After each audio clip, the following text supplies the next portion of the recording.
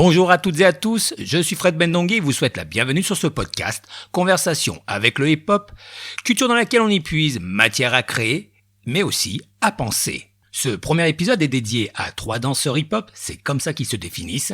Ils sont issus de la compagnie Vague de Flow, basée à Rouen. J'ai le plaisir de vous présenter Fred Cabrae, Bassoiré Moussa, Romain Meunier. Conversation avec le hip-hop, c'est maintenant.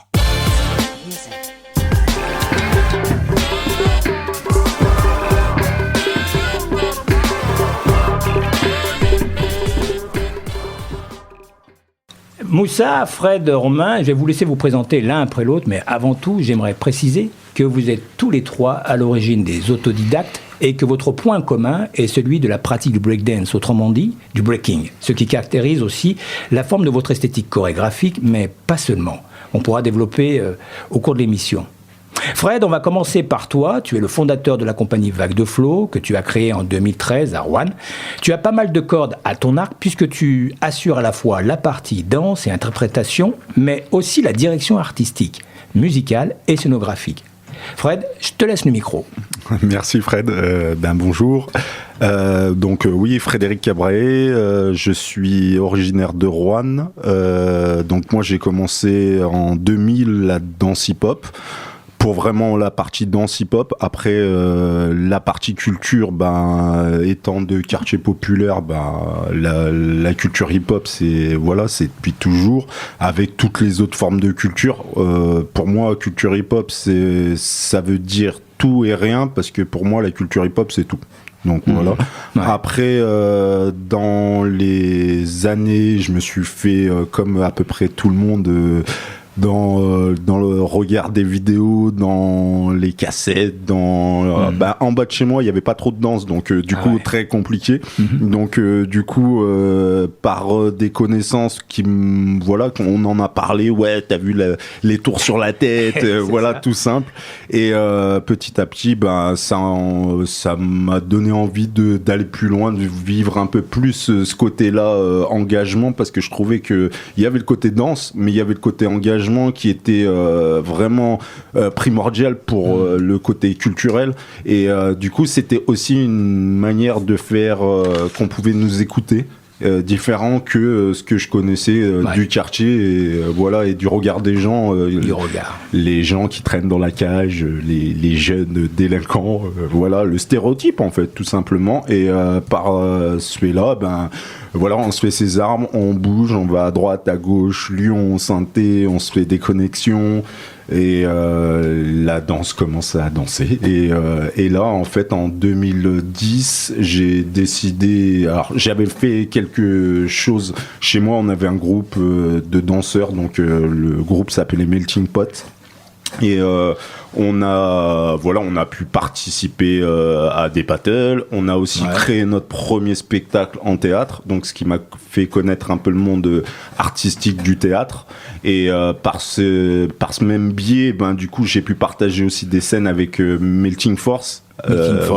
Qui maintenant est connu par le nom Diptyque, mais Melting Force, pour les battles, tout le monde les connaît. Donc on a pu se partager des scènes et découvrir, et moi j'ai bien aimé ce côté-là, acteur engagé dans les scènes. Donc premier truc, c'est monter un studio de danse dédié que à la culture hip-hop, que à l'enseignement des danses hip-hop. Donc on faisait du pop, lock, vraiment toutes les bases pionnières. Et on était monté en collectif, donc avec d'autres danseurs de chez moi, et on a développé, et en parallèle j'ai commencé à réfléchir à une qualité plus artistique, et aussi de se servir un peu comme du rap, eux par les mots, nous par la gestuelle, le corps. Et donc j'ai décidé de monter Vague de Flow, la compagnie. Donc on a eu des répertoires, un qui s'appelait Air de jeu, qui était basé, alors c'était un double sens, c'était vu qu'on était encore dans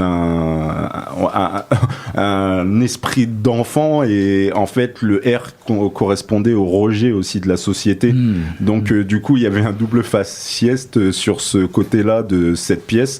Et par la suite, j'ai rencontré, continuer à danser, c'est ce qui crée les rencontres. Danser, on crée les rencontres. J'ai rencontré Bassoari, on a créé des projets.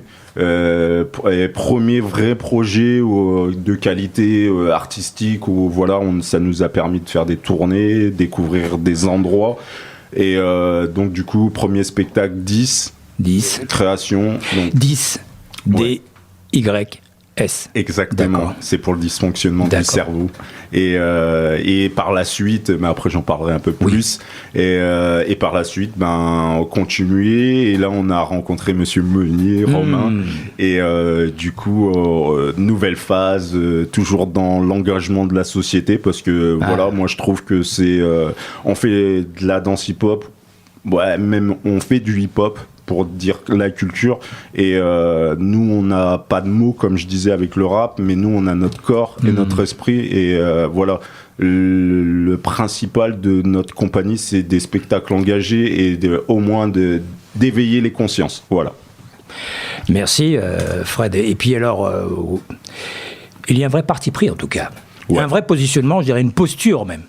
Une posture. Et ça, c'est important de l'entendre aujourd'hui. Quand tu parlais de studio, est-ce que tu parles aussi du studio que tu as que tu as dédié au hip-hop à Rouen, c'est le Six Step Studio? Exactement, oui, le Six Step Studio. Alors, j'ai dû le couper parce que avec les activités d'à côté, c'était très compliqué, parce que après, je suis parti dans un groupe qui était régional, qui faisait partie de Grenoble. Il y avait des gens de Grenoble, des gens de Annecy, il y avait des gens de Saint-Étienne, de Lyon, et on a monté Very Bad Team. Donc Very Bad Team, on a eu moi j'ai pas pu aller jusqu'au bout parce que ça me correspondait pas, mais du coup il a connu une heure de gloire parce que du coup c'était le premier groupe qui a pu susciter l'envie sur les émissions de télé comme La Meilleure Danse. Après, ils ont gagné Dance Street. Donc là, ça leur a permis d'avoir une exposition sur la danse et sur tout l'Hexagone. C'est ça. Et après, ils ont pu aussi participer à un événement qui s'appelle le HHI, qui est à Los Angeles. Donc voilà, qui ont pu aussi briller là-bas. Et donc voilà, c'était une de mes grosses expériences. Moi, ça m'a permis d'aller faire Britain's Got Talent, qui est en Angleterre, un nouveau regard sur aussi sur la danse, comment elle est pratiquée, et surtout l'industrie. L'industrie dans comment on est pris en tant que danseur, surtout culturel. Quand nous, on est attaché à sa culture et sa racine du hip-hop, d'être pris en termes de produits. Parce que là, après, on était juste là, faites le show, et donc du coup... on capitalise dessus. Ouais, carrément. Carrément. Donc voilà, un petit peu l'expérience. Et donc du coup, après moi, je suis retourné sur Rouen, j'ai voulu encore continuer à développer, je préférerais... vraiment développé, même sans moyens, sans rien. Donc c'était une école que j'avais créée sans vraiment de manière autonome totale. Même j'allais travailler à côté, je faisais des ménages et tout pour continuer à payer ma salle, et comme ça me permettait d'avoir un lieu qui était dédié à la culture, et surtout pour que tout le monde continue à s'entraîner, parce que moi je pars du principe que l'entraînement dans la danse hip-hop, c'est le partage. Et l'entraînement, c'est le dépassement de soi. Et s'il n'y a pas, et on connaît pas ça, si on n'a pas une salle ouverte ou un spot ouvert non-stop, et ben du coup on peut pas partager avec des gens, on peut pas créer avec des gens, et on peut pas réfléchir avec les gens. Donc du coup voilà, c'était dans cette facette-là. Et oui, tu parlais donc ces plateaux de télévision, donc c'est un peu ces équivalents de l'incroyable talent, hein, c'est ça hein, exactement, aussi, hein. C'est le même fonctionnement. D'accord. Merci Fred. On va passer le micro à Moussa, qui a intégré la compagnie depuis quelques années là maintenant. Moussa, je vais te laisser te présenter, c'est à toi le micro. Bonjour, je m'appelle Bassoari Moussa, je viens de Mayotte, précisément du nord de Mayotte, à Dzoumogné. Et j'ai rencontré la danse en 2012, en fait, parce que du coup avant je faisais du foot, mais comme je viens d'une île où le foot... il n'y a pas de centre, on ne peut pas en vivre. Donc en fait, j'ai dû arrêter le foot, on m'a obligé à arrêter le foot. Du coup, j'ai arrêté le foot, et en fait, c'est un beau jour, j'ai vu un film Street Dancer avec les B2K, Et en fait, c'est de là, en fait, de par mon envie de danser. À la base, c'était juste parce que c'était exceptionnel que du coup, j'ai commencé la danse à 16 ans. Et en fait, c'est au fur et à mesure, en apprenant un peu plus la danse, parce que du coup, j'ai commencé plus avec le crump qu'avec le break, voilà, qui est des styles de danse hip-hop. Et en fait, en apprenant un peu plus, du coup, ça m'a donné encore plus envie de connaître un peu plus la culture, qui a fait qu'au bout de quelques mois, 6 mois, j'ai pu monter mon propre groupe, qu'on a participé à la qualification de Battle of the Year à Mayotte. Ah oui. Oui, en fait, du coup, ce qui a fait qu'en créant ce groupe-là, en apprenant un peu plus de la culture hip-hop, qui était un côté partage, ça m'a permis de m'ouvrir un peu plus, parce que de nature timide. Voilà, ça m'a permis de m'ouvrir un peu plus et monter un groupe avec des gens qui n'étaient même pas de mon village, connaissant le climat actuel à Mayotte avec la rivalité avec les villages. Avant ça, en fait, il y avait toujours, en fait, mais en montant ce groupe avec des villages différents, ça m'a permis aussi de m'ouvrir un peu plus aux gens et montrer la possibilité de travailler avec des gens, enfin d'être avec des gens sans forcément venir du même endroit. Tout à fait. Et en fait, j'ai pu participer justement du coup 2 années d'affilée à Battle of the Year qualification à Mayotte. J'ai fait que 2 ans à Mayotte, après je suis arrivé en France en 2014 après le bac. 2014. Voilà, après le bac je suis arrivé, j'étais plutôt vers Toulouse, que du coup j'ai pratiqué un peu plus avec les danseurs toulousains à la gare et tout, que j'en ai appris un peu plus sur la danse, qui m'a encore plus donné envie de dire du coup peut-être c'est un truc à explorer. Et en fait en parallèle avec les études, je dansais mais juste en entraînement, pas forcément de trucs de fou. Et arrivé à Rouen en 2016, tout part en fait d'un message. En fait, je cherchais des gens pour aller en battle à Sallanches, qui est un battle à Sallanches. Ouais. Et en fait, j'ai découvert en fait qu'il y avait des danseurs à Rouen, parce que du coup, j'avais mon meilleur pote à Rouen qui m'a fait du coup, j'ai pris ma valise. J'étais en année sabbatique pour les études. Je me suis dit ça sert à rien de rester à un endroit où je fais rien. Donc, je suis parti avec un sac à dos. Je suis arrivé à Rouen. Je suis arrivé à Rouen et j'ai découvert, du coup, j'ai rencontré Frédéric, parce que du coup, c'est avec La Boy, qui lui était un ancien, il y a un ancien danseur à Rouen qui faisait, voilà, je connais. Il y a Fred qui se marre parce que là, il y a une anecdote, peut-être, il y a un souvenir partagé. En fait, la personne dont il parle, donc La Boy, donc Alexandre Pinero, donc dédicace quand même. Ouais, quand même. C'est une personne avec qui moi j'ai partagé énormément. On a développé un beau côté Power Move dans le Rhône-Alpes. Et donc Power Move, c'est tout ce qui tourne, tout ce qui est rotation et tout. Et nous, on était partis du principe que nous, on sortait aussi de cette école-là et on a pu faire. Alors vraiment, donc du coup, grâce à ce personnage-là, on a pu faire plein de battles jusqu'en Hollande en Power Move. D'accord. On avait fait des grosses qualifs, voilà, on avait été un peu on commençait à être bien reconnus sur ce côté-là, Power Move, donc c'est une des disciplines qui quand même fracture le plus le corps, et voilà. Donc, c'est pour ça qu'on en rigole. Et voilà, en fait, c'est lui l'intermédiaire qui a fait que du coup j'ai pu rencontrer. Voilà, j'ai pu rencontrer Fred, que du coup en 2017 j'ai fait une reprise de rôle en fait sur justement la pièce Air de jeu, qui m'a fait en fait qui m'a permis de connaître un peu plus le côté artistique que le côté compétitif et entraînement, qui m'a fait du coup j'ai fait une première expérience. Et que après, en revenant de Mayotte, après une année de cours en revenant de Mayotte, Fred il me propose le répertoire 10 en me disant j'ai un spectacle, est-ce que ça te dirait de jouer son personnage dans le spectacle. En fait, tout part de là. Et là, c'est le début d'une professionnalisation aussi. C'est exactement ça. C'est en fait de là, à partir de 2019. C'était en 2019. C'est récent. Ouais, c'est en 2019. Du coup, je me suis concentré sur la professionnalisation en tant qu'artiste danseur.